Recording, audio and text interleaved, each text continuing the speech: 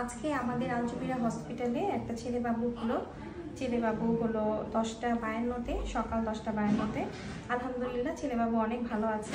বাবুর কিন্তু ওজন খুব বেশি না, 2 কেজি 100 না 200 হয়েছে, কিন্তু বাবুর হ্যান্ড প্রেজেন্টেশন ছিল, মানে ফার্স্টে হাত বের হয়ে আসছিল।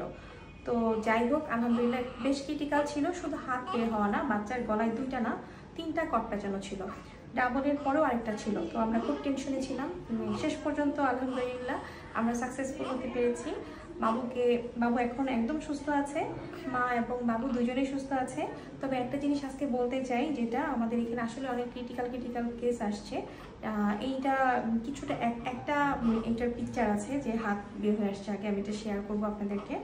তো যাই হোক, আপনারা সবাই ডোনার রেডি রাখবেন। এই বাচ্চার মা আমাকে শুরু থেকে দেখিয়েছে, ওনার কিন্তু হিমোগ্লোবিন কম না। তো আমাকে যারা দেখায় সাধারণত তাদের কখনোই ব্লাড লাগে না, তাদের হিমোগ্লোবিন ভালো থাকে। মানে আমার কথা যারা শুনে আর কি, যেহেতু আমি কাউন্সিলিং করি পেশেন্টকে অনেক সময় নিয়ে, তো যে পেশেন্টটা আমার কথা শুনে আলটিমেটলি কিন্তু তাদের কোনো প্রবলেম হয় না। তো এই বাচ্চার মাও কথা শুনেছিল, উনি কিন্তু 2 সপ্তাহ আগে হসপিটালে ভর্তি ছিল, প্রচুর পানি ভেঙে গিয়েছিল। তারপরে আমি ওনাকে মেডিসিন দিই, সেই পানি ভাঙা অফ হয়।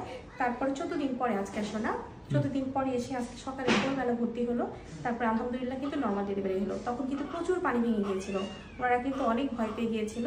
তো যাই হোক, 14 দিন আগে পানি ভেঙে গিয়েছিল, তারপর আবার 14 দিন পরে সুন্দর একটা ফুটফুটে নর্মাল বাবু হলো।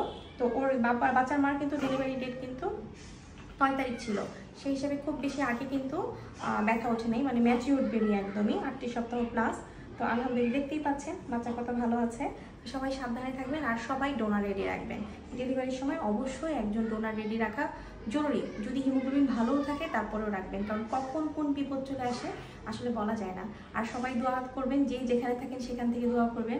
আসলে সবার দোয়া আছে বলেই আজকে এই সুন্দর বাবুটাকে আমরা হয়তো বা দুনিয়ার আলো দেখাতে পারলাম আল্লাহর রহমতে। আল্লাহর রহমত না করলে সম্ভব ছিল না, কারণ যেরকম খারাপ একটা সিচুয়েশন ছিল এই হসপিটালে, আজকে ফার্স্ট টাইম এরকম একটা খারাপ বেবি আল্লাহর রহমতে সুন্দর মতো হলো।